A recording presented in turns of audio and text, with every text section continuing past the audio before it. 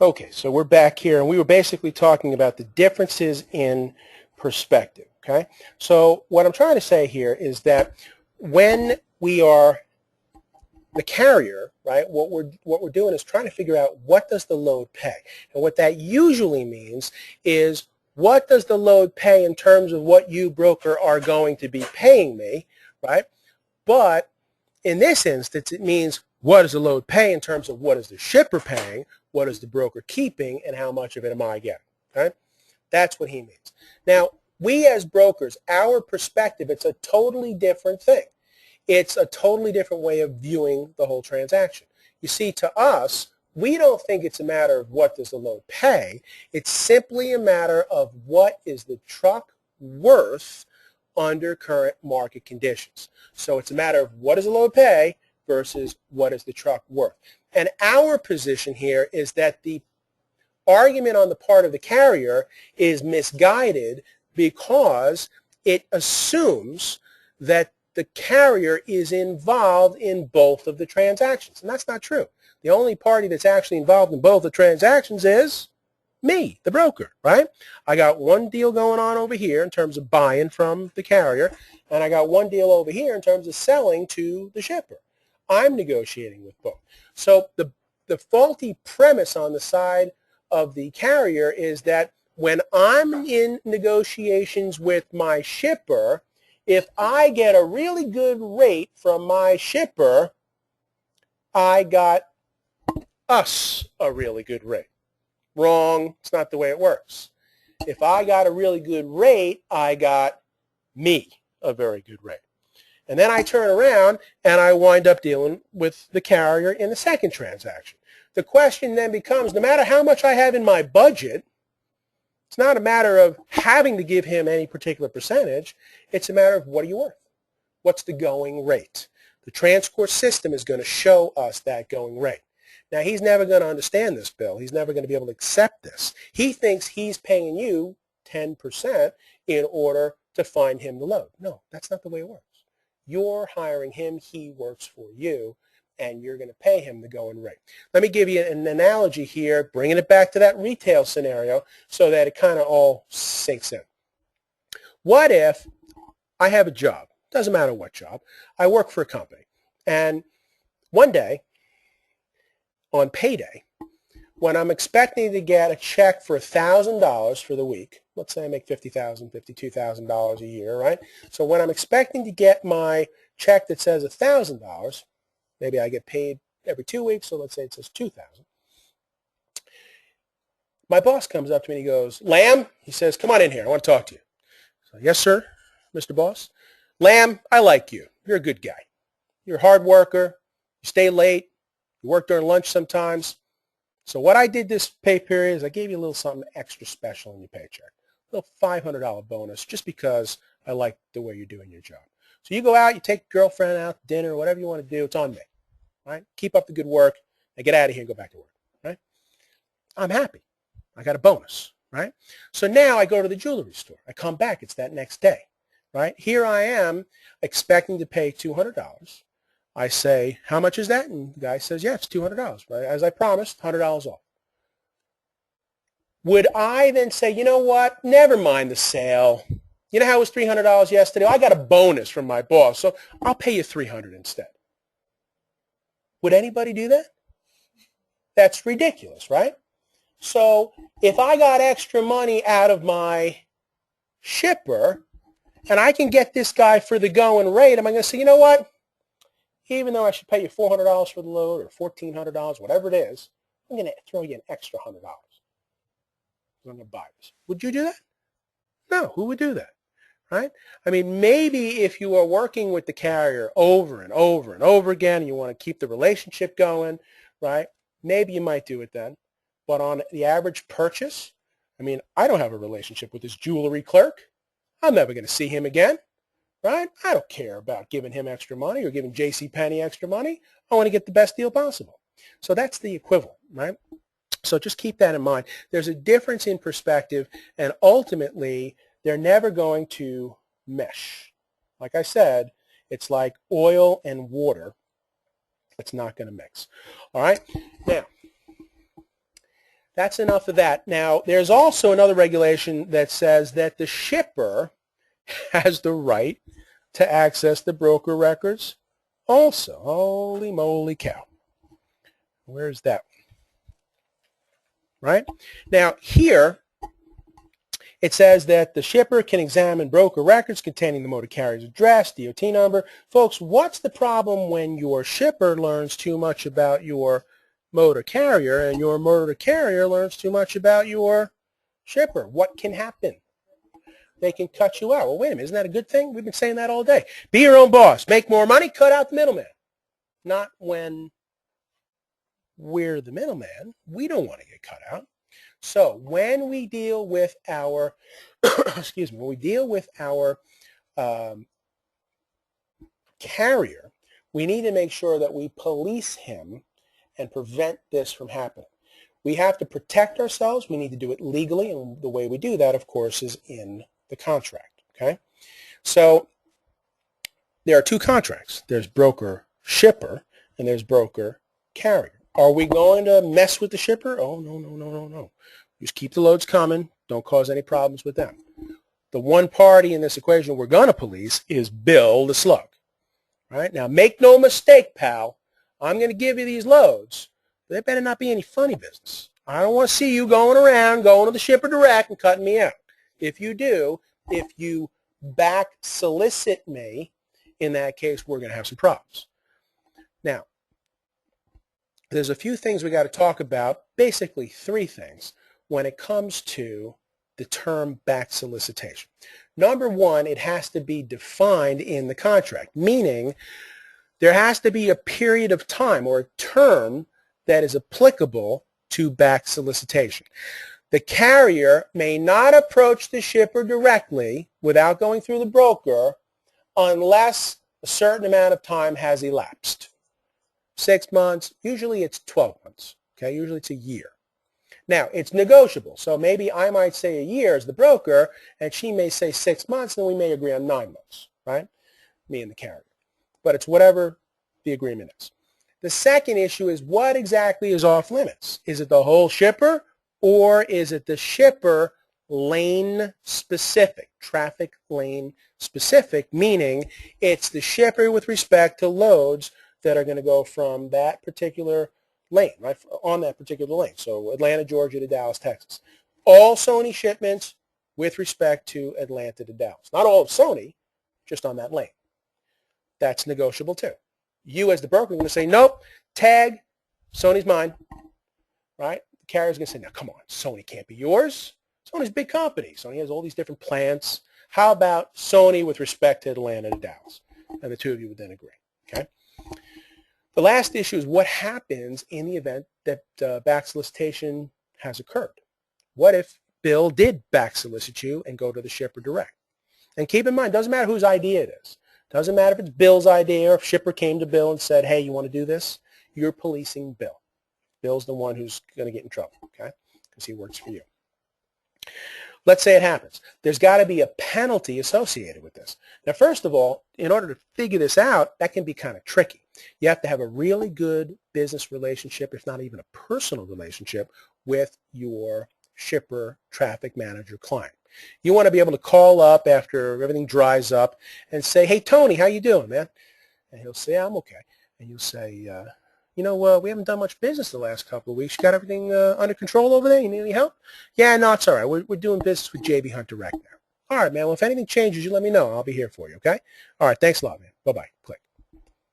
Doing business with JB Hunt directly now, huh? That's funny, because I happen to match him up with JB Hunt. So in other words, JB Hunt has back solicited me. What's the next thing I'm going to do? Get on the phone and I'm going to call JB Hunt.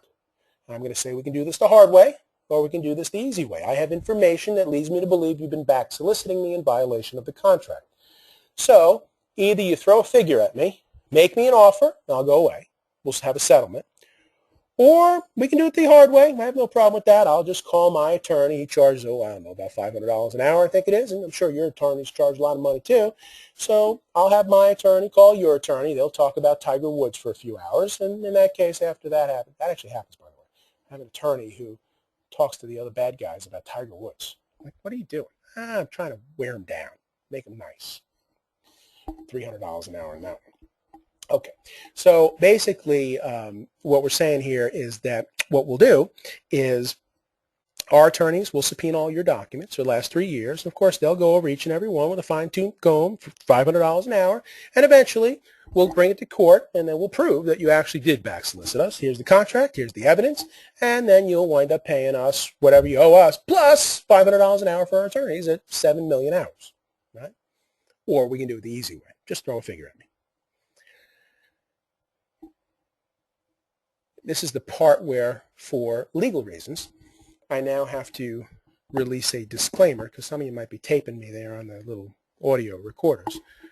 The use of J.B. Hunt in the previous example was purely fictitious and in no way actually represents the business activities of J.B. Hunt, its affiliates, associates, blah, blah, blah, blah, blah. All right? All right. All right. Now, penalty, back solicitation, right? You got to have a penalty that has teeth. Do you know what the average penalty is for no back solicitation? 15%. If it turns out that the broker was back solicited by the carrier is liable to the broker for 15% commission on every load. That's the typical term. Now, I don't think that's strong enough, because what that says to me is the exact opposite of the theory that should be in place, which is the theory of deterrence. In fact, it's actually more along the lines of positive reinforcement, if you think about it. It's an invitation to steal. Think of it this way. If we did normal business, I would probably wind up making somewhere between 15 and 28%, which is what I'm going to show you next, right? But since he back solicited me, he now has a penalty, and the penalty is 15%. So it's either equal to or less than what I otherwise would have gotten. I actually could lose up to 12% or so, 13% because of this. That doesn't work for me, right? There's no teeth. You want what's called a draconian penalty with respect to this. Draconian penalty means real strict and real severe, right? In criminal justice, if you study crime, then what happens is there's a theory of swift, certain, and severe, right? People will obey the law as long as they think punishment is going to be fast, it's absolutely going to happen, certain, and it's going to be really bad. It's going to be severe. That is what is going to deter people from committing crime. And that's basically what this is, him committing a crime against you. So ultimately, we're looking at his making a decision as to whether to steal from us or not. How about 3 times 15%, what we call treble damages? Make no mistake, I don't fool around, Bill, when it comes to non-back solicitation clause. Don't mess with me. If you do, you're not going to pay me 15%, you're not going to pay me 30%, you're going to pay me 45%. Because if I catch you that one time, I'm going to presume that there were at least 2 other times I didn't catch you, and guess what? Today's payday. And what you want to do is have something in place where if you get back solicited, you can collect. There's deterrence to avoid them doing it in the first place. And the most important thing is at the very beginning of your relationship with them, in terms of the screening process, you have the ability to weed out the bad guys. So you present the contract to Bill. You say, okay, we're about to start business, right, Bill? All right, here's what I need you to do. I need you to sign my broker-carrier contract. And he looks it over. He starts to read. He says, okay, I got to have authority. Yeah, I got that. $1 million and 100,000 cargo. Yeah, I got that. And I can't back solicit you. And if I do, I have to pay you 45%. Oh, I don't think so, James. I'm not signing that. In which case, your only response should be, why not? You see, that's only if you steal from me. And I know you're not going to, oh. So in other words, Bill, what you're saying to me is that right now you're thinking that someday down the road that's going to apply against you, be enforced against you. That means you're the type of guy who steals. And if that's the case, you know that contract that you were about to sign? Give me that back. Rip, rip, You go your way, I'm going to find another carrier. All right, the rest of these, I'm going to let you look over yourself, okay? Very quickly, misrepresentation. You can't make them think you're the carrier. You can't bribe them, right? You can't be both the broker and the shipper. And then this is the accounting regulation that basically says you got to keep your books separate. All right, so you'll look over that stuff at your own leisure. Let's get into some really good stuff here now. and then I'm going to let you take a break shortly, okay? Now, Session 5, finding freight and truck. Now, we're into serious operation stuff. There's an example of the stuff that we're looking to get our hands on and make some money off, right? Freight, cargo. So let's see how we go about doing that. Where can you find freight? Now, folks, in every city, there is a chamber of commerce, basically a network or an association of businesses that are domiciled in that particular area. They publish manufacturer directories, right? Join your chamber of commerce because you are a business person in that community. You will then get access to the membership lists. You will have a manufacturer directory. You'll probably find out that most of the manufacturers are domiciled in certain segments of the city known as industrial parks. At that point, go down there, visit, walk door to door. Sometimes people will do some Magnum PI kind of stuff, undercover surveillance, and they'll sit in their car with their binoculars and they'll look to see who's approaching the loading dock, right? Which trucking company is servicing Sony Electronics right now? Who is that? What is the words on that? J.B. Hunt. I know J.B. Hunt, right? And in that case, you'll know what level of trucking company is servicing them. Is it a big company or is it a little company? Is it Joe's Trucking? That local guy, right? One-man show, independent owner-operator, or is it a big fleet? That makes a difference in terms of price.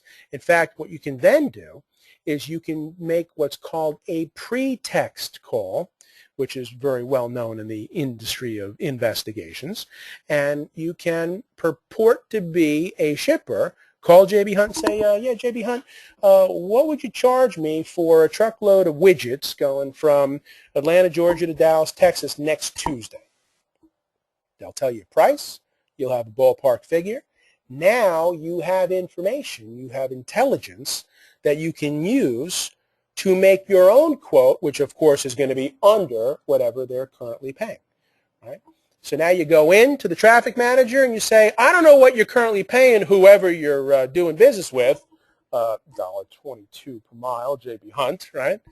But I can offer you $1.18. How's that sound? In which case now you'll probably get the business. Again, remember, this is dog-eat-dog stuff. This is you're going out into the business world. They're already doing business with somebody else, and you're there to steal the business away and bring it into your camp. Right? It's kind of like a crusade. You're going out, you're looking to conquer, right? And you're going to basically go and bring the money back into your camp. Okay, pull the rug out from under the other guy. Basically the name of the game. Doesn't sound very nice, but it's the truth, right? It's the way it is. All right. So, directories of manufacturers. Now, here's a great one. When you get a chance, you go home, you pull up the website Thomas Register, also known as thomasnet.com. It is both an online directory and a print directory. They update it once a year in print, but it's real-time updates, as I understand it, online. And that will give you the opportunity to find out who the manufacturers are and, more importantly, where they are. Right? It's a free tool. I'm going to say that again. It's free. Why wouldn't you want to use this? When you use this tool, you can either search for manufacturers on the basis of category, like, hey, ThomasNet, tell me who the manufacturers of plastics are, rubber, hardware, and so on. Or you can do a blanket itemized search. You can say, all right, I want to know who the manufacturers of machine parts are that are based in the state of Georgia, right? In which case, it'll spit them out. What's really nice about this tool is that it enables you to actually take the result listing and narrow down the results by protected class, meaning ownership by certain protected class category. So, for instance, of all these shippers, these manufacturers that are based in Georgia, how many of them are minority-owned? How many of them are woman-owned? How many of them are veteran-owned, right? So let's just say that you happen to be a female business person, right? And here you are trying to start up a business, and you go up to another company that's also female-owned. Do you have something in common? Yeah, you got something to talk about. You remember what it was like to try to open up a business in this here evil, male-dominated world, right? Well, I'm trying to do the same thing as you did, right? So what do you say? You hook a sister up, right? See, you didn't realize you're going to have this much fun, right? Half of this is freight broker training, the other is a night at the Apollo. All right, now, the good news is I can tell you there is a company that publishes a directory of 20,000 shippers. Transportation Technical Services, TTS, has a directory of 20,000 shippers. Of course, you're waiting for the bad news now, right? Because that always comes when you say, here's the good news, right? The bad news is it was last published in the year 2003. So it still exists, but as time goes by, I think that was a song, wasn't it? As time goes by, it becomes less valuable, right? Becomes obsolete, outdated. The best mechanism for finding shippers is online. This is the 21st century. Welcome to the internet. Now, as we talk about online, we have to talk about load boards. A lot of freight broker training instructors tell the class, you want to go to load boards. Now, I'm going to tell you who the load boards are. Hey, here's getloaded.com, and here's Internet Truck Stop, and here's Grab a Load, and all these other freight finders, all these other little ones, right? What's the problem again? Who's posting on the load board? Brokers. Who are you? Broker. Does that mix? Too many cooks in the kitchen, right? So what I'm going to suggest is that if you're going to do load boards, you want to find a load board that is specific to shippers posting on the load board. A lot of those load boards, you got to have an MC number to get in. Who gets MC numbers? Brokers and carriers. Do shippers? No, they can't get in, right? So look for companies that operate shipper post load boards like realtimefreight.com, uship.com, and a new one from a associate of mine, Michael Bader, who just put this out, called shipalmostanything.com. That's a brand new website that's about 6 months old. That just went live recently. We have one as well that we have co-branded with TransCore, and it's called Trucker's Edge. And if you go to my main website, dotauthority.com, you can actually get in to Trucker's Edge through there. In fact, if you go to freightbrokertrainingclass.com, that is one of those 20 steps. All right, go to the 20 steps page. You'll actually get a free trial of Trucker's Edge. All right, shippers post on Trucker's Edge. Now, here's the problem with load boards. Even if you find a load board that has shipper posts on it, load boards are all about spot market work, which means one-shot deals. You're going to go find a load on a load board, right? Even if a shipper posted it for next Tuesday, it's just for next Tuesday. So you're going to make all these logistical arrangements, and you're going to negotiate the rate with the shipper, then you're going to go negotiate the rate with the carrier, and you're going to get the equipment to show up in such and such day, such and such time, and it's going to transport it from A to B. One day, that's it. You made $200. All that work was for one time. Wouldn't it be better if we focused our efforts on residual income producing contracts based on finding who the manufacturers are and going down and meeting with them and pulling the business out of them?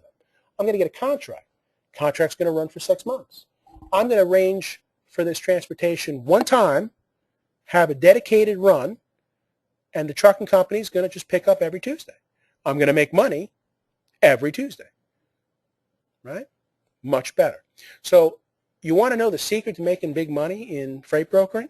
It's number one, cut out the middleman, right? Get rid of the broker and be the broker. Don't be an agent. And number 2 is focus on contracts rather than spot market work. Now, when you first start off, what you're going to do is do a lot of spot market because you don't have time yet to build up the contracts. How many loads per week did we say we wanted to focus on? 20. So when we first start off, we're going to say the first week, we're going to just try to get one contract, just that one contract that week. And the other 19 loads that we'll try to get will be spot market work. So we'll go on to U-Ship and ship almost anything in real-time freight. We'll get 19 loads that way. We'll kind of stumble through it because we've got to build the business, right? Nobody said it was going to be easy, right? And think of it as you got that hammer out and you're starting to hammer. Okay, it's going to take a lot of work to build the structure. But once the structure is built, then you live in it. You don't have to do anything but maintain it at that point. There's no more building. So look at it as the first week you'll have one contract and 19 spot market deals. That contract will run this week and next week and so on and so forth. So next week you'll already have a contract running and now you'll add another contract. And then you'll supplement with 18 spot market loads. And as you go, obviously you are going to phase down spot market and phase in contracts to a point where you finally build the house and now you live in it, right? Now you just maintain it. Pay your utilities, that's it, okay? After a while, spot market opportunities will present themselves to you. They'll pop up out of nowhere and you'll say, no, I'm done building my house. You'll put your nose up in the air and you say, spot market. Why would I want to deal with spot market? Spot market, that's for the newbies. That's for the rookies, right? I don't deal with spot market. I have got contracts. Okay.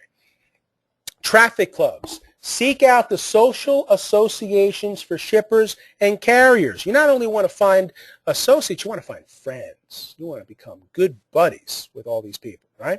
So in that case, you want to kind of socialize with them.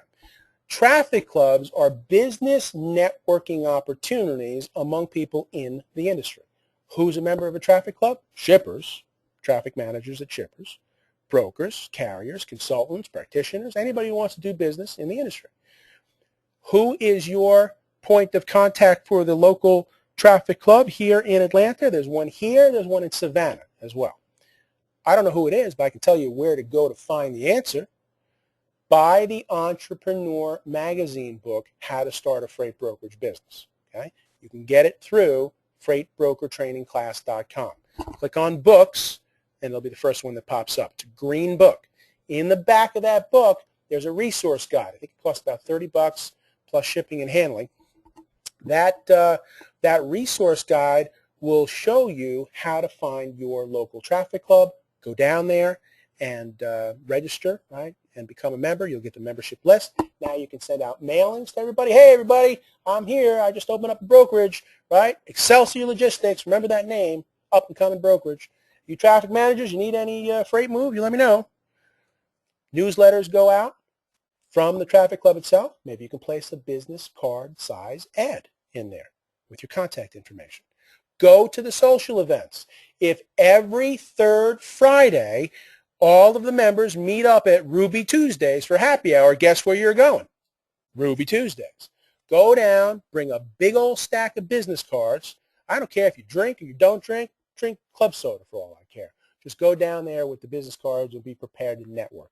Some of the best business deals are made in that type of an environment. Let's say it's your first week and you got that one client. You're looking to kind of get to know him better. He's going to be at that traffic club meeting. So you go down. And as you're starting to mingle and as you're starting to meet that first client, you're talking to him. Next thing you know, one of his colleagues, Sally, from across the room, comes over to him and says, hey, Joe, how you doing? You having the same problems I'm having? Because you know what? I can't find any trucks. What is going on in this industry? All of a sudden, bam, there's a trucking shortage.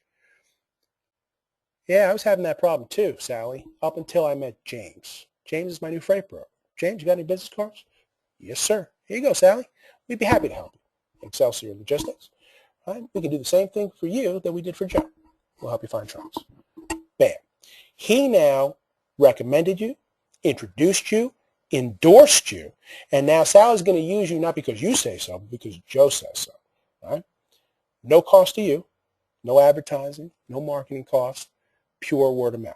That is the best way to get business. Okay, excellent resource, Traffic Clubs. Warehouse and distribution centers. There's a great guide called leonardsguide.com. Go and check it out. It's a pay service, $500 a year. Maybe in 6 months you'll go and deal with this after you use the free Thomas Register directory for a while. This gives you better data. They'll give you 800 numbers in Thomas Register. You get actual contact people and direct lines, right?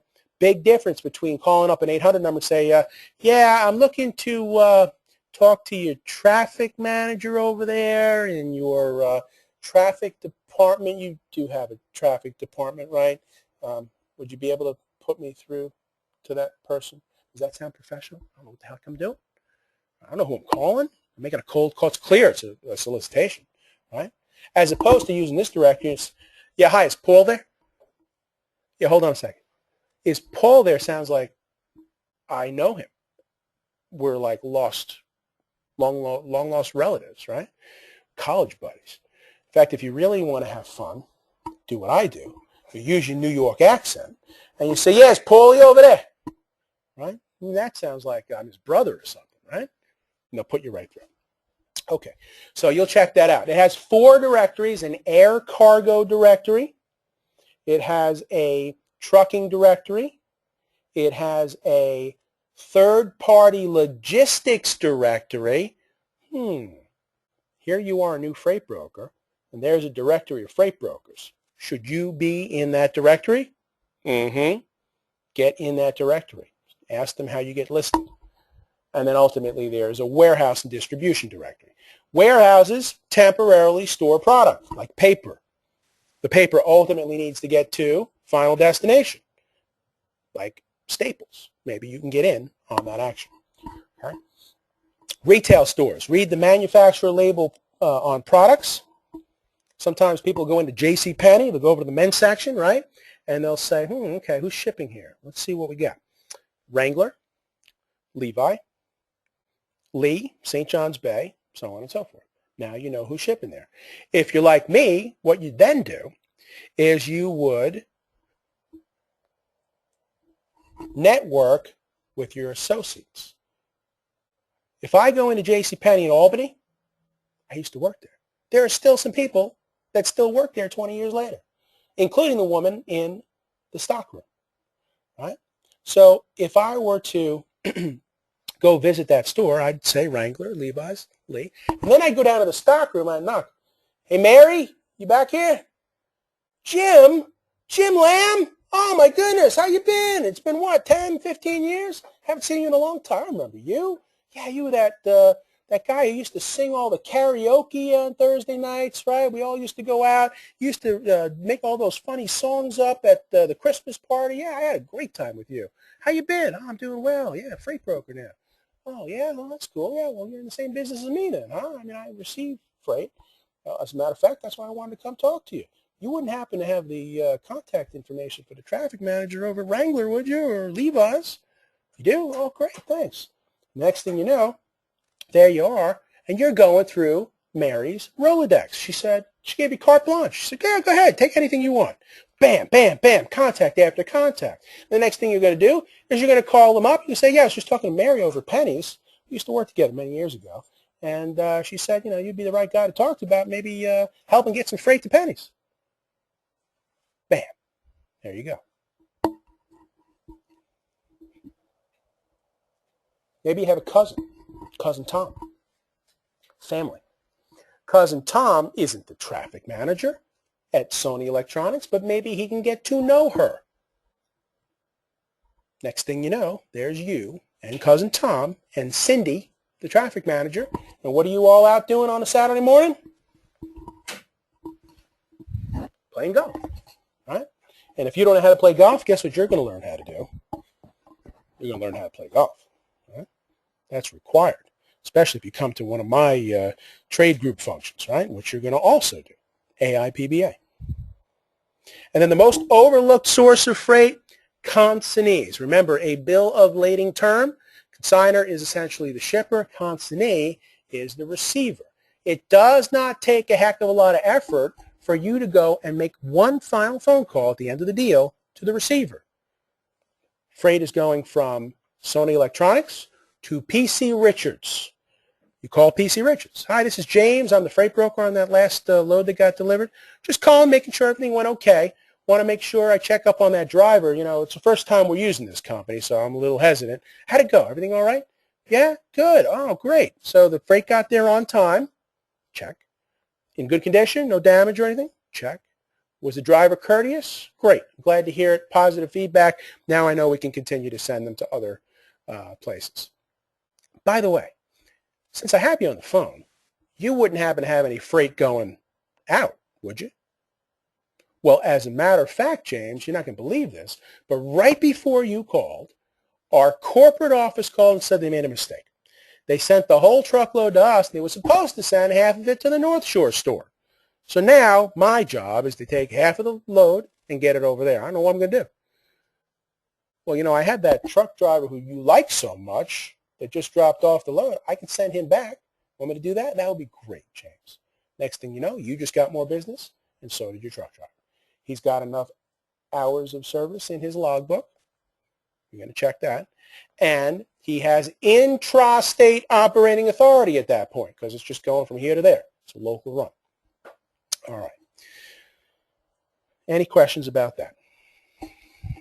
All right. If memory serves me correct, this is the point where I'm supposed to give you another break here. So let's go ahead and let's take 10 minutes, and we'll be right back.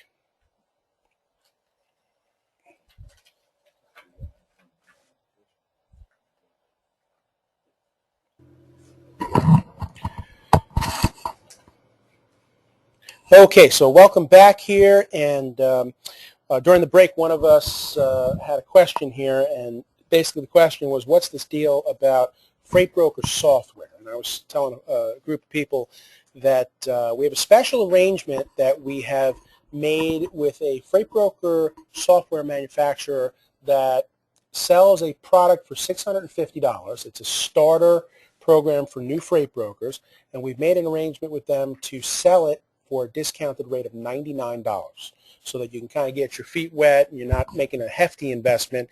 It's starter in the sense that it enables you to track the loads. If you want the full-fledged software after you purchase the starter software, then they'll upgrade you at whatever the appropriate price is that they're selling the product for. And ultimately that will enable you then to use the features for billing and collections, and it even integrates the top product with QuickBooks accounting software. So real good opportunity for you. All you got to do is take the certificate that we are going to give you here today and fax it to Infinity Software. Now the website that you're going to go to is www.e, that's the letter E, dash, right, so e-infinitysoftware.com. And you'll talk to Patrick over there or Joe, and ultimately once they get your certificate, then they'll sell you the product for $99, and then you can kind of get familiar with that functionality, right?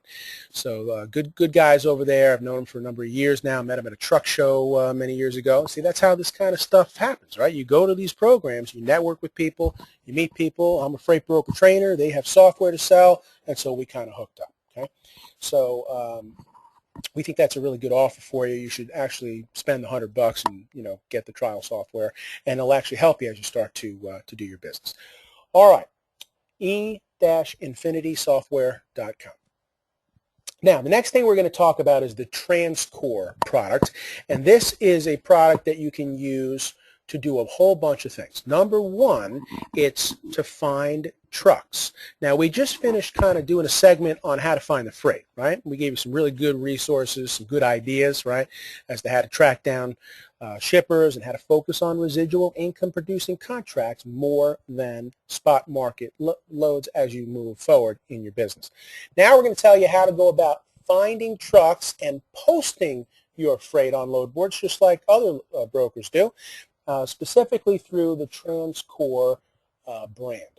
TransCore has a product called 360 Express, which is intended for freight brokers. It takes the place of their previous product, which was TransCore DAT, D-A-T Partners.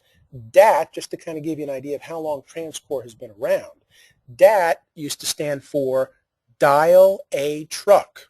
So this is a program that has been around for many, many years, even before the internet, right? We're talking about 20, 25 years. All right. TransCore is the leading company in the industry when it comes to load boards. You may see the brand Get Loaded a lot. You may see Internet Truck Stop a lot.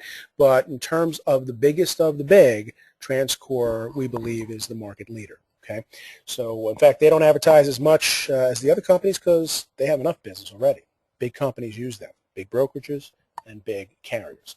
So you could be part of that network if you purchase their product. I believe it's $99 a month as well for brokers per user. So 360 Express is an excellent resource. So posting freight, searching for trucks is the one side. The next is the rate index. We're going to use it to find out what the going rate range is in terms of what a truck is worth under current market conditions. And then there's a tool called Hot States, which tells you, from your perspective in terms of negotiating power, which states are hot and, well, which states are not. Okay? And that'll help you understand where you should focus. All right. Now, let's go ahead and take a look at the product. So what we're going to do here, we're going to go back to the internet, and we're going to do express.transcore.com. So if you want to check this out at home, that's the website address I'm pulling up, express.transcore.com. All right, and of course you have to have an account with them, so you would get a username and password. I'm going to put in my secret username and password here.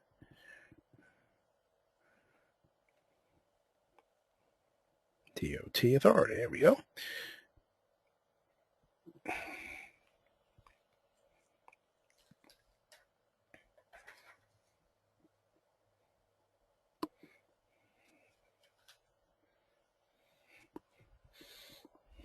Now,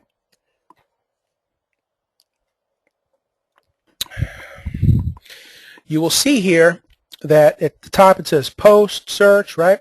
So when you come to this tool, you have already found your freight. Now you're looking for a truck. You're not going to find freight on here because this system requires an MC number, right?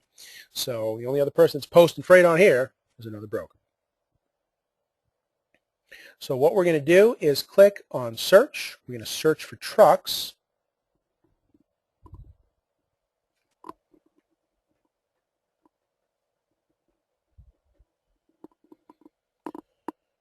What's nice about this is it's pretty much in real time. It's much better than the DAT Partners product was. It was pretty good, but now this is much better in terms of speed and the amount of information they give you for a very low price. Good value. You're going to select the type of truck that you need, right, from the drop-down list. So in this case, we're going to select V for standard van. We're going to define the lane in terms of where we're going from and to. We're going to go from Atlanta, Georgia to Dallas, Texas. We're looking for trucks that are available within a 50-mile radius of both of those points, right? So it would be worth it for them to deadhead a little bit to get to the point of origin. Full truckload of freight. The shipment is available from, let's say, the 29th.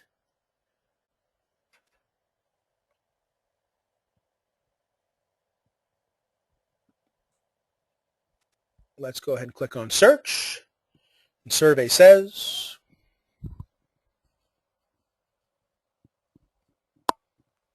all right.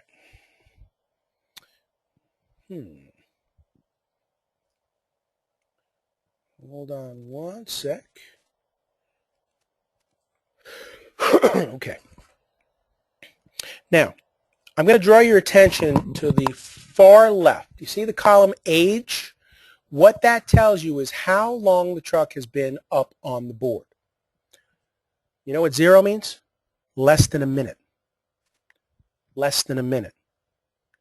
3 minutes. 8 minutes. 9 minutes. 10 minutes. Anything under 15 minutes, and you got a pretty good shot at going and grabbing the truck. So in other words, the first two, these guys were typing at the same time I was typing. So I could call one of these guys at the number listed and say, yeah, I see you got a truck available out of Atlanta. I just posted that like 27 seconds ago.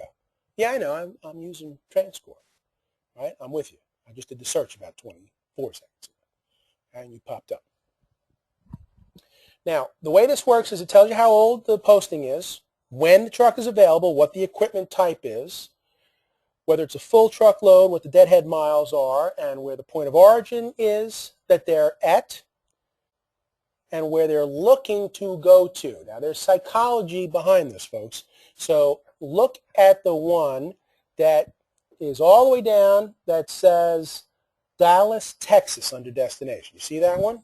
Let's see if we can highlight that. Now, you have a load that needs to go from Atlanta, Georgia to Dallas, Texas, and here's a truck that has posted its availability that wants to go from the Atlanta area to Dallas, Texas. If the person put down Dallas, Texas rather than anywhere, what do you think they might be trying to do? Go home. And if they're trying to go home, might they accept a lower rate than maybe the guy who is in Atlanta that is willing to go anywhere? Yeah. Anywhere means get me out of Atlanta. I'll go anywhere you want as long as the price is right. Right? I'm up for hire. It's like a taxi cab, right? Where do you want to go? Right? You just got to pay my fee. This guy's like, I need to go to Dallas because I need to see my wife and my daughter. Please help me, please. I need to get to Dallas. So he'll accept a lower rate. Okay, so psychology.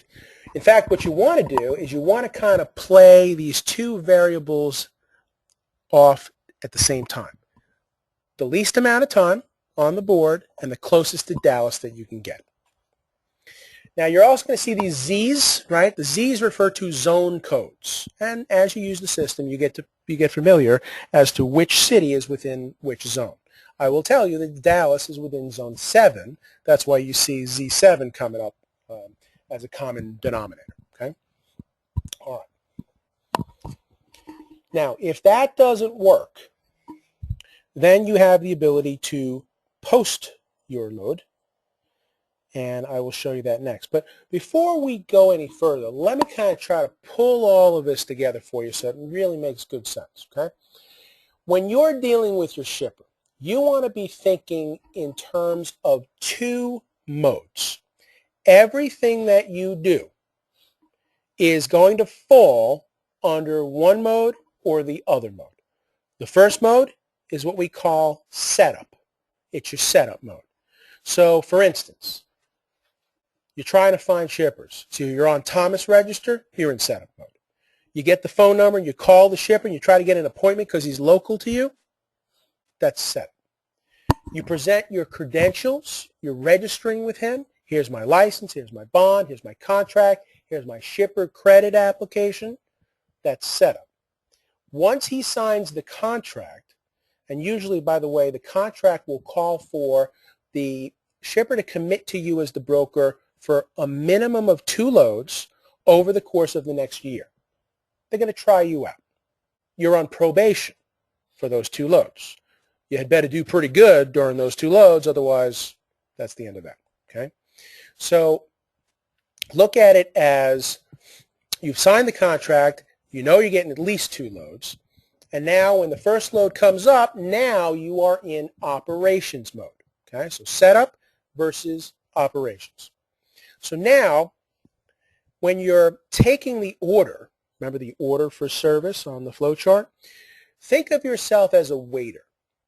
And what you're doing is you're basically going to use this tool. I'm going to show you these other aspects of the tool that will come into play here, rate making and supply and demand tool. You're going to use this tool to help you make your presentation to the person at the restaurant, right? That's going to be your customer. And it's essentially equivalent to your menu, right? So the person is sitting at the table, you're the waiter, you come down, here's your menu, where do you want to go from and to? And they say Atlanta to Dallas. You're going to basically spit out some rate data here, and you're going to use that as the price. But think of it as the menu is not like your typical menu. You know what a typical menu is, right? Hamburger, $5.99. No, there's no prices on this menu, right? It's all open. And in fact, it's like that one item that's really on the menu when you usually go to the restaurant, a nice place, lobster. Is there a price for lobster printed? No, because that price changes. It's market rate. That's what it'll say. So you present the menu, say, here's what it is. You can go anywhere you like, but there's no prices. And they say, okay, now I'd like to order the service from Atlanta to Dallas. How much is that going to cost? Well, what are you currently paying? See what I can do. See if I can beat that. So that's kind of the idea. And you're going to use this machine here, this system, to actually compute that. Now, you're also going to try to be as confident as you can when you're taking the order, right? And remember, you say, all right, I got to go into the kitchen and find out how much that lobster is going to be, right? Same idea. You're going to be very confident. Yeah, we have lobster and we can get it for you. Okay, I just got to go find out the price. Once you finish taking the order, what do you need? Standard van, flatbed, or is there going to be any tarping involved? All that kind of stuff on the order. Once you come up with the price, you can tell them. You're giving them an estimate. And in that case, they'll accept that. And once you got a verbal deal, you're going to say, okay, I'm going to write this all up, and I'm going to fax it over to you. I'm going to fax you the estimate, which is really the contract. It's an addendum to the contract. It's issued pursuant to the original contract that you signed. It's one of the two loads, or it's a load thereafter. And now, you're going to give them a time frame as to how much time it's going to take you to do this, and you're going to respect the time frame that you give them. If you tell them, I'm going to fax you a load confirmation sheet, I want to write that down, load confirmation sheet, and I've given you a sample of that in your packet, within 45 minutes, guess what you're going to do within 45 minutes? You're going to type it up and get it over to them. What you're not going to do is you're not going to type it up, send it over, and then go figure out if you can get the truck. Not good. You don't want to put yourself on the hook until and unless you know for a fact this is going down. You're going to use this tool to find out the rates, and you're going to use this tool to get an idea of whether you're going to have an easy time finding a truck or a hard time. What's the load to truck ratio? If this is a shipment coming out of Idaho right now, as you will see in a moment, that's not going to be very good for you. It's something like, I don't even know what it is, but it's way out there. There's so many loads for each truck that you're going to have such a tough time getting the truck. So maybe you're not going to be as confident as you normally would be, right? Now, when you make a verbal contract, that's legally enforceable. It's better to break a verbal contract than it is a written contract because there's evidence of the contract at that point, right? So either way, you shouldn't break it, but it's okay to come back and say, I really tried to do this for you. I thought that I was going to be able to, but there's an anomaly going on here, something weird in the industry. I don't know what's going on in Idaho. Holy potatoes, Batman, right? Other than that. Okay. So now you hang up the phone, you go and you get the truck, using a tool that gets you the truck right away. Don't play, right? Don't start going in the yellow pages and finding a trucking company in that area. Just because they're in that area doesn't mean they have any trucks available in that area. You need to know who's in the area. Who tells you that? Transcore. Who posts there? Carriers. And how long are they on the board? Less than a minute. What's the chances that that guy's already taken? He's only been there for 37 seconds. Bam, you grab him. All right, once you got his commitment, then you type up the document, the load confirmation sheet, and you fax it over. When you first start this business, if I were you, what I would do is I would get myself a stopwatch. I would get myself an hourglass, whatever it is you want to use as your timepiece, and use it. All right, I'm going to fax that over to you in 60 minutes, within 60 minutes. All right, great. Click. Start the stopwatch. I now have 59 minutes and 57 seconds left. Make sure that you wrap this whole thing up within the amount of time that you set. Okay? As long as you do that, you fax it over, then you'll still be okay. If it takes you 3 hours, guess what? He's going to say, what happened to 60 minutes? It's been 3 hours and 26 minutes according to my watch. So, of course, I wasn't going to wait around forever for you. I went and found another broker. So, you know all those loads we were going to give you? Yeah, well, you're a clown. Okay? You don't want that happening to you. So you need to respect the time. Okay? So the point is that this is the tool that will get you the information and the truck that you need. right away. All right, now you can post your load as well. So if you go back here,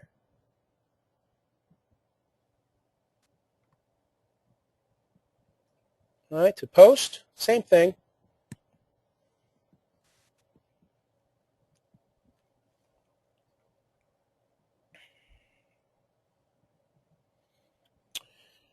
All right, the pickup date, the type of equipment, the origin and destination, full truckload. This gives you the opportunity to tell them how much the load pays. Do you want to fill that out?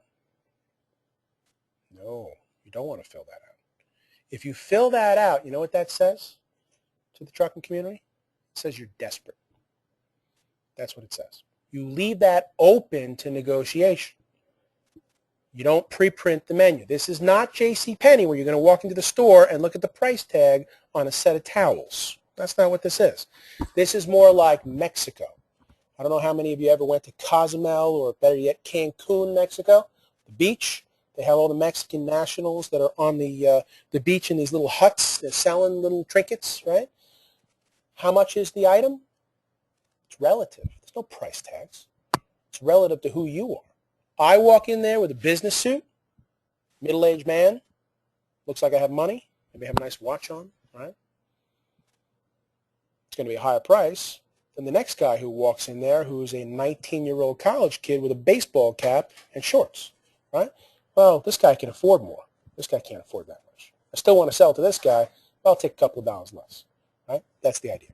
All right, so this is enabling you to find the truck either through the search or the post. You try the search first, and if that doesn't work, then you switch over to post. What's nice about this is it's in real time, so you can keep running it as many times as you want. Every 15 minutes if you want. Oh, here's another one that just popped up, 0 minutes. Nice. Let me call them up, see if I can grab them, okay? So you have to have a tool like this. Might as well have it all together because this one gives you the ability to search, post, check rates, and understand supply and demand. Now, the next thing we're going to do is actually look at the rate index. Now, this is the most important thing that we are going to talk about here today. If you were thinking about taking a nap today, now's not the time. Right? Let's try that again. Very simple tool to use. All you got to do is identify the equipment type, standard van, reefer, or flat, and identify the point of origin and the point of destination. This data or these data are coming from select truckload carriers, the big boys. They're reporting in what they're currently getting right now, so it's good data. It's not like a one-man load board and no one's using it, right? These load boards are only as good as who's using them.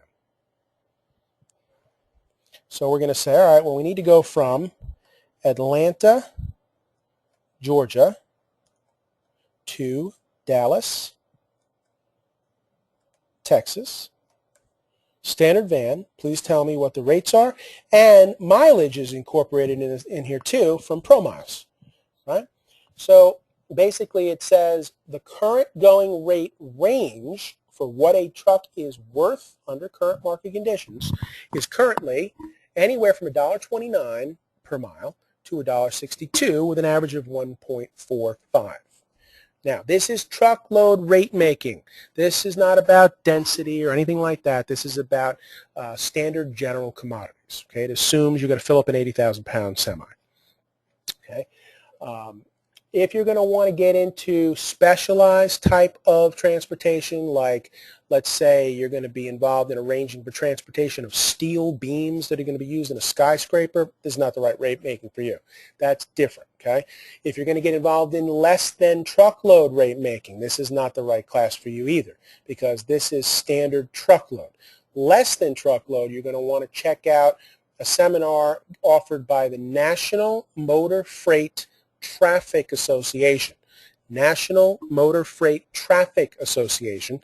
Those are the people who come up with the SCAC codes, SCAC, for carriers that are going to be paid by the government through electronic data interchange or are going to cross over customs. That's when you have to have a SCAC code. Right? Brokers usually aren't asked for that, unless they're dealing with the government.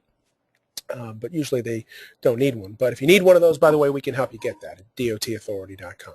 Yes?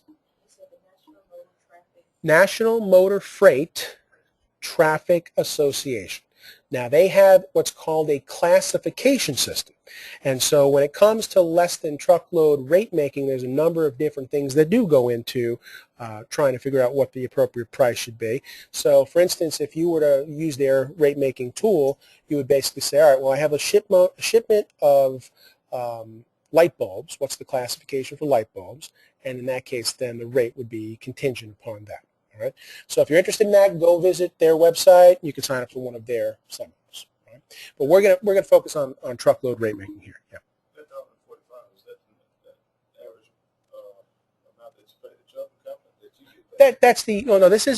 This whole chart here, 129 to 162, where there's an average of 145. That's what you're paying the truck. Okay, so this is what the truck is worth currently under market conditions. But since you raised that question, what we're going to do now is we're going to kind of transpose these, right, and we're going to extrapolate and make a chart that will be our selling price point, right? So this is what we're going to buy at. Now we need to have a rate that we're going to sell at.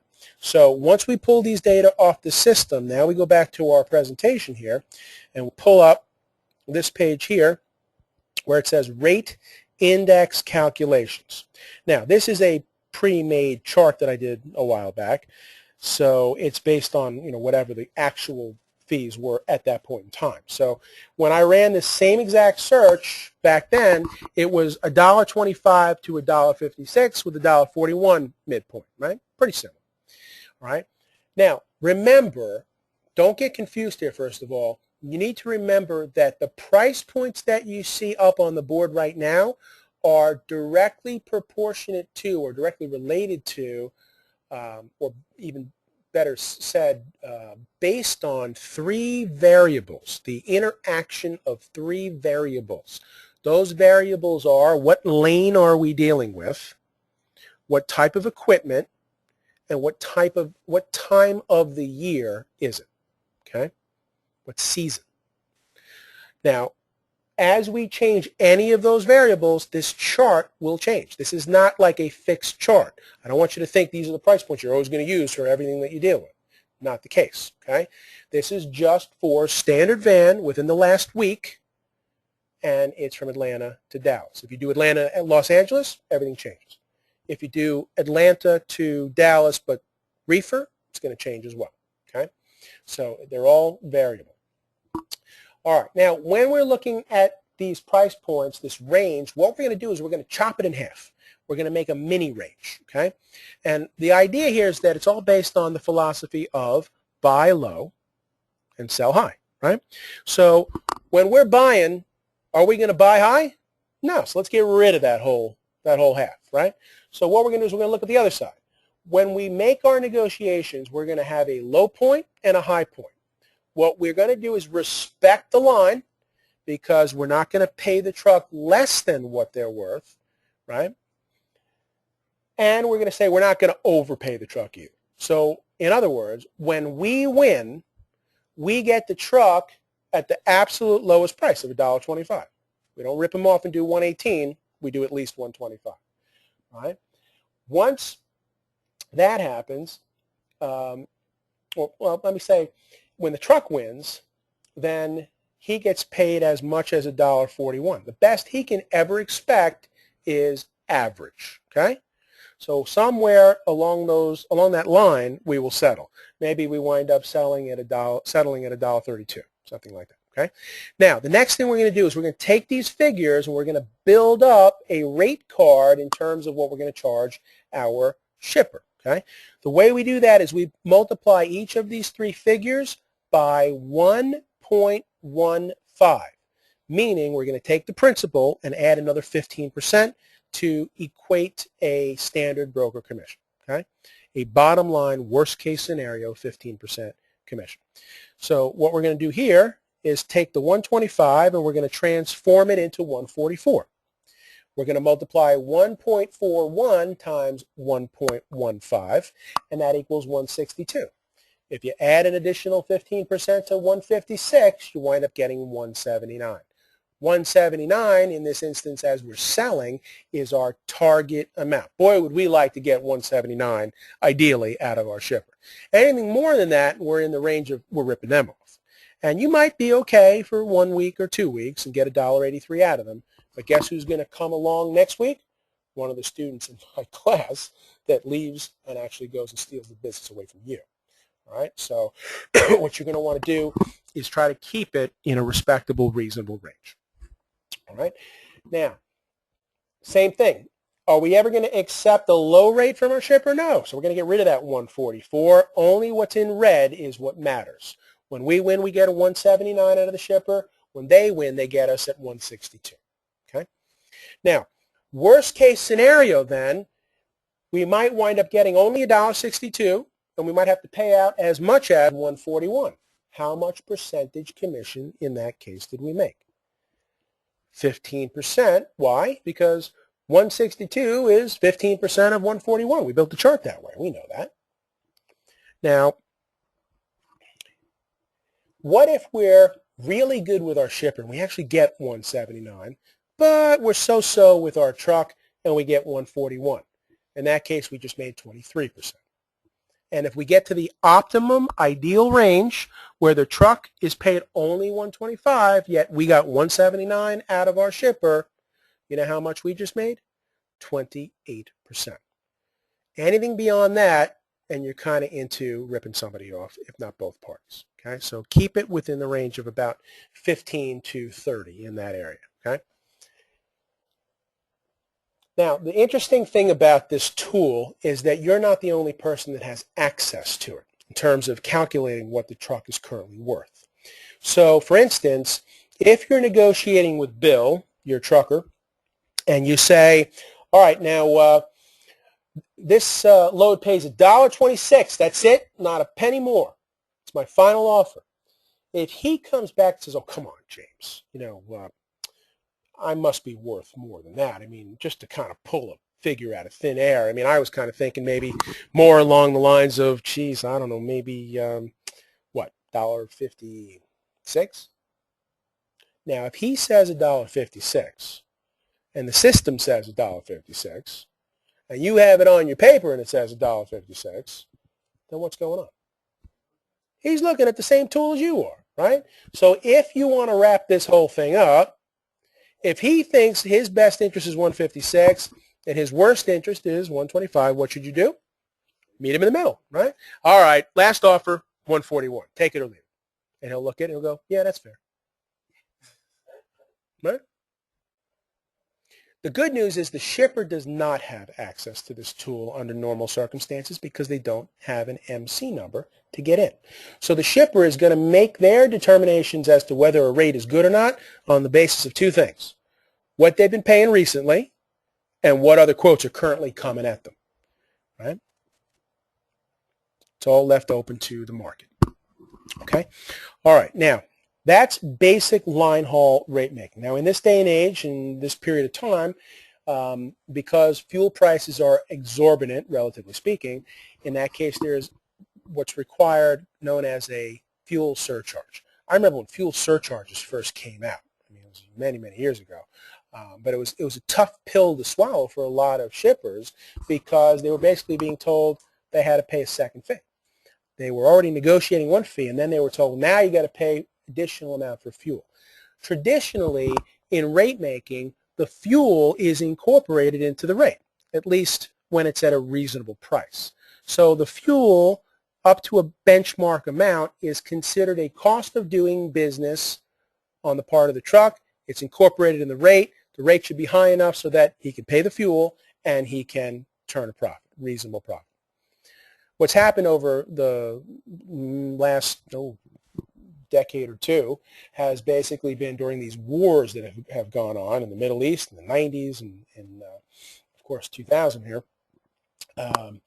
What's happened is that there's been oil issues and there's been essentially a need to pay the truck the additional amount to compensate him for the additional amount in cost of fuel, diesel fuel. All right, so what we have to do now is essentially calculate a fuel surcharge on top of this. And what you're going to do is you're going to do this in stages. You're going to do it in steps. You're not going to ultimately put everything in one price and then throw it at the shipper. Number one, because not everybody else is doing that, and you want it to be apples to apples rather than apples to oranges when the shipper is making comparison of quotes. And also, number two, you don't want to do what's called sticker shock. And I don't know if you know what that is, but sticker shock is essentially a phenomenon that happens when you go to a new car dealership and you look at the sticker, the price sticker on the window, right? So you go Hummer shopping, right? Or Mercedes-Benz shopping, and oh, this is a nice car, and it's got a great stereo, and I love the color, leather seats, right? The windows go up and down automatically, right? Power, everything. The only problem is it's $57,000. There's the end of that. Where's Honda? Right? And that's what happens. All right. So you want to avoid that. You don't want it to be too high of a price. Now, the bottom line is going to be what the bottom line is, but you want to baby feed them, right? Here's a spoon of this. Here's your line haul. And then once you swallow that, then we're going to come back at you, and here's another spoonful, right? And this is the fuel surcharge, right? You're still filling them up the same way, but it's not all at once. You're not going to choke on it, okay?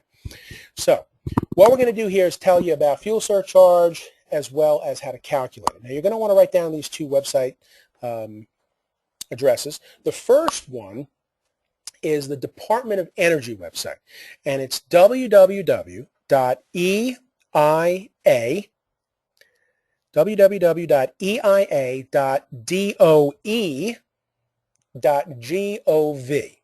www.eia.doe.gov. It's like E-I-E-I-O, right? All right. Now, that is the Department of Energy informational and analysis section or something like that. What they do is they calculate the national average diesel price every week. They calculate it on a Monday, and they publish it on a Tuesday on that website. That website also has a toll-free number you can call to actually get the data that way. Okay? The second is a website for a industry trade group in the trucking industry, the sub-agency or the sub-industry of moving, right, moving and storage, and it's the American Moving and Storage Association. And traditionally, moving and trucking are kind of intertwined, right? Many people know that the old way before Pro Miles and PC Miler and all that, we used to use the Rand McNally mileage guide, the household goods mileage guide, right, to compute mileage. So they're all intertwined here. So we're going to go back to the moving and storage industry to calculate the fuel surcharge. So what we do is we take whatever data the Department of Energy gives us in terms of price, national average diesel price for that week, and we plug it into the chart that's available through the American Moving and Storage Association. Their website is www.promover.org. promover.org. And if you go and you actually put the price point in the chart, it will say whenever the national price for diesel fuel is between A and B, we recommend a C% fuel surcharge. It spits it right out. Okay? Now you'll have the percentage. Now, it's currently, as of the time of this publication, 15%. I haven't checked in about a month, but I think it was 19% last time I checked. But let's pretend that for now it's 15%. Okay? And by the way, this is a way of computing it lower than the industry norm. And it's intended that way because what you want to do is offer a lower fuel surcharge to your shipper to pull business away from your competition. And when the time comes to offer that same percentage to the truck, he might say, well, I'm getting 22%. What do you mean 15%? No, I'm not going with that. Now look, 15% is computed based on your own industry's trade group. I didn't come up with 15%. Here's how I calculated it. And you'll show them, and you'll say the going rate is 15%. If you've been charging 22%, you've been overcharging your shippers, and I'm not going to let you do that to my clients. This is what's fair, and this is what we're going to go with. Take it or leave it, okay? Okay, now, While we're on that topic, by the way, there's also some historical data that's in the American Moving and Storage Association website. What they'll usually do is they'll show you the history of what, for the last preceding 2 years, what the percentage has been. And so what you can do as you're trying to get the business is say, now look, here's what I think you should do.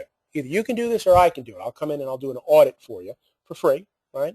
And I'll actually show you how much money I could have saved you over the last 2 years if you had gone with me and we had used my fuel surcharge calculation. But you can do it yourself too. Go to promover.org and spit out what you were supposed to be paying, and then look at what you actually paid your current broker, Rico. I'm sure you got overcharged. And once you're done getting overcharged, when you're ready to contain your costs and save some money, I know you're going to call me back, and then we're going to become your broker. And we're going to save you money. All right? Okay.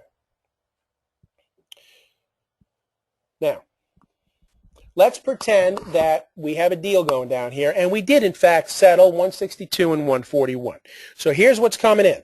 160, or I should say $1.62 per mile times, let's say, 794 miles, zip code to zip code, $12.8628. We're going to tack on an additional 15%, $192.94, right? We add it up, get our total, $14.7922. The next question is, now that we know what the fuel surcharge is, what should we do with it? Okay? How many people think we should give the fuel surcharge to the truck? Okay? How many people think we should steal the fuel surcharge and keep it for ourselves? No evil brokers in the room? No? Because we can change your certificate and put little horns, right, on instead. How many people say, well, we should give most of it to the truck, but maybe we'll keep a little bit for ourselves? Anybody? All right. How many people are asleep? All right. All right. I'm going to suggest that you give most of it to the truck, but you keep a little bit to yourselves. And not only am I going to say it's okay to do that, but I'm going to say you have to do that. You have to do it for 2 reasons. Okay. First reason is equity. If you think that if you give the whole $192.94 to the truck, that you're giving them a 15% fuel surcharge, you're wrong. You're actually overpaying them on the fuel surcharge, because that 15% is calculated on your rate, not the truck's rate. You want to see what the truck should be getting? Well, we got to do the other math. 141 a mile, 794, 1119.54. 15% of that is 167.93. That's what you should be giving the truck. But let's say, no, you've got it ingrained in your head. I haven't converted you over yet. You're still pro-trucker, right? No, keep your darn hands off my fuel surcharge, right? You still can't do it for political reasons. Because if the truck says, what are you giving me for fuel surcharge? If you say, well, I got $192.94 available, is the truck going to trust you and believe you? Do they like you? We said no, right? So the next thing they're going to say is, oh, yeah, well, what percentage does that represent? Because they want to figure out if they're getting a fair amount. Yeah, well, it's 15%. Oops. Do you know what you just did? Yeah, you just told them what you're getting paid. You just let the cat out of the bag. Think about it. If you just gave them the figure $192.94 and 15%, they can do the reverse math. Next thing you know, now they know it's $12.8628. Doesn't take a heck of a lot to figure out the mileage between point A and point B. Next thing you know, they have $1.62 as the price point that is your invoice to the shipper, right? Remember that whole song and dance I did over here earlier with my buddy Bill? How we didn't want to give up that information? We didn't want him to have that? Oh, I'm going to have to go over here and bend down. Do I like to bend down? No. Do I like to bend down for slugs? Here it is. I got it. I'm going to press send. You want me to press send? No more business. Right? Remember that whole spiel? Right? Now we just gave it away. Now, not a big deal when the figures are 141 and 162, but what if it was that rare chance? Yeah, it's 125 and 179. You're making 28% off of me, you scoundrel. Right? I'm never doing business with you again. Now, is there anything wrong with making 28% on a deal? Not as long as you're paying him what he's worth. Did I pay you what you're worth, Bill? Yeah, but you paid me at the end of the range. Of course I paid you at the end of the range. That's not called ripping you off. That's called doing business. Remember, last Tuesday when he accepted the rate, that was a good deal. But now all of a sudden he knows how much I'm making. He found out my boss gave me $500 bonus, and now it's not $200 for the jewelry. It's $300 again. That's not cool. Right? Okay. Now, when you do the bottom line here and you take 1287 from 1479, that leaves you with about $200. If you're an evil broker, you know what you do? Evil broker pays the truck less than what they're worth, maybe $1.18. The truck then says, what about fuel surcharge? And you know what you say? Oh, yeah, you get a fuel surcharge, but it's already in there. It's in the 118. It's like ragu. It's in there. Right? Then he goes over the shipper and says, oh, it's going to be 184. All right, well, that includes the fuel surcharge, right? Oh, no, we got to talk about fuel surcharge after we talk about the 184. The current going rate is 26%. It's going to overcharge him on that. Right? And in that case, he's going to wind up making 40, 50% of the deal. But if you go the honest route, at 15%, you'll make 200. What if you make 23%? Can you make more than 200 a load? Yeah. And this is only going halfway across the country. Sounds pretty good, right? If you can do that 20 times a week, which is what we said we wanted to do the math. 200 times 20, $4,000 a week. You're going to work for 50 weeks out of the year. 2 weeks you're going to go on vacation. 1 week you're going to go to Maui, the other one to Paris, right? See the Eiffel Tower and the fireworks, right? Maybe you'll take a cruise to the Caribbean like I just did. In that case, $200,000 a year, all right? That's at 15%. Can you make more than that? If the economy gets better, absolutely. If there's a tsunami of demand, which is coming, absolutely. You might actually make that in the first 2 quarters of 2011. If you get good at rate making, you'll make more. Okay? So that's the deal. You are entitled to make whatever you can do for yourself. There's no specific percentage amount. It's all open to negotiation. All right? Any questions? All right, let me show you this hot states tool, and then we're going to wrap up with our last section. Now, hot states, again, helps you monitor supply and demand. It has to do with computing a load-to-truck ratio. And what they do is they look at all the postings on the board, postings for loads, postings for trucks, and they calculate this ratio. If it's 1.0, everything is fair and balanced. It's a perfect, ideal world, right? Neither the truck nor the broker has any more negotiating power over the other. There's one load for every truck, one truck for every load. As you deviate from one, somebody winds up getting more power. There's a tilting of the scales. If it's under 1.0, that's good for you as the buyer, as the broker. Okay, that's what you want to see. If it's over 1.0, then the truck has negotiating power, and you need the truck more than the truck needs you. In which case, if you're going to try to attract that truck, you better be offering what? Pretty high rate. Okay? Otherwise, he's going to go with somebody else who is offering a high rate. So let's go back to the tool, and let's go ahead and take a look at 360 Express one more time. Over to the left, it says hot states, so you would click on that. And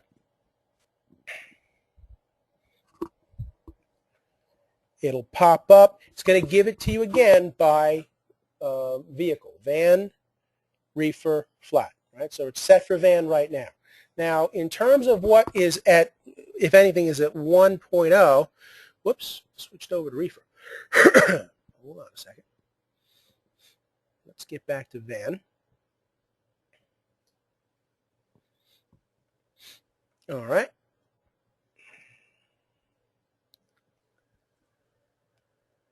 Yeah. Now, the closest I see to 1.0 is 1.08, which is Rhode Island. Right? So this has to do with trucks and loads leaving the state, okay, going out of the state. So the question becomes, how many loads are there for every truck in Rhode Island? There's one, essentially, right? Fair and balanced. If you look at my favorite state, Florida, 0.46, all the way at the top. It's hard to see because it's small.